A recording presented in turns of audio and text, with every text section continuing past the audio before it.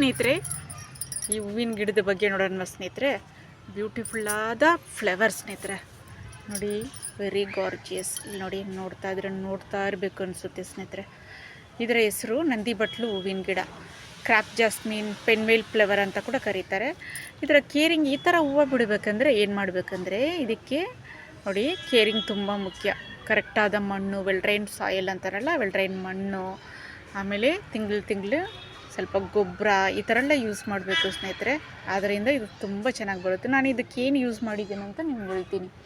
ಇದಕ್ಕೆ ನಾನು Epsom salt use ಮಾಡಿದೆ ಸ್ನೇಹಿತರೆ. ಒಂದು ತಿಂಗಳು ನಾನು ಸ್ವಲ್ಪ ಎಪ್ಸಮ್ ಸಾಲ್ಟ್ ಹಾಕಿದ್ರಿಂದ ನೋಡಿ ಎಷ್ಟು ಚೆನ್ನಾಗಿ ಹೂವು ಬಿಡ್ತಾಯಿದೆ ನೋಡಿ.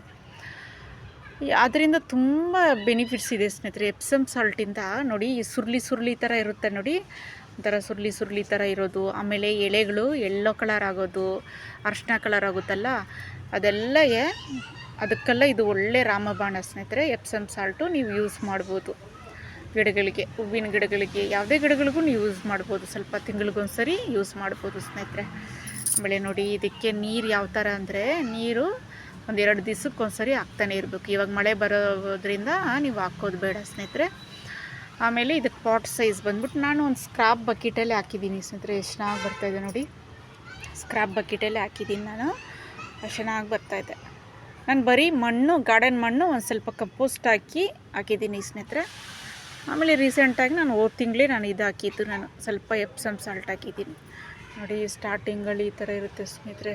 ಆಮೇಲೆ ನೋಡಿ ಈ ಥರ ಆಗುತ್ತೆ ನೋಡಿ ಸ್ನೇಹಿತರೆ.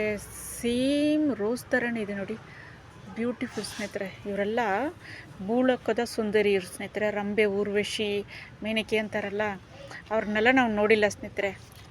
ಈ ಹೂವಿನ ಗಿಡಗಳೇ ರಂಬೆ, ಮೇನಕೆ, ಊರ್ವಶಿ ಥರ ಒಬ್ಬೊಬ್ಬರು ಒಂದೊಂದು ಥರ ಡಿಫ್ರೆಂಟಾಗಿರ್ತಾರೆ ಸ್ನೇಹಿತರೆ.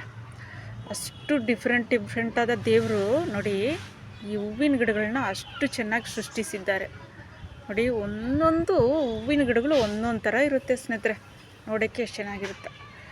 ನೋಡಿದ್ರೆ ಸ್ನೇಹಿತರೆ, ವಿಡಿಯೋ ಇಷ್ಟ ಆಯ್ತು ಅಂದರೆ ಲೈಕ್ ಮಾಡಿ ಸ್ನೇಹಿತರೆ, ಶೇರ್ ಮಾಡಿ. ಟೇಕ್ ಕೇರ್, ಬಾಯ್ ಸ್ನೇಹಿತರೆ.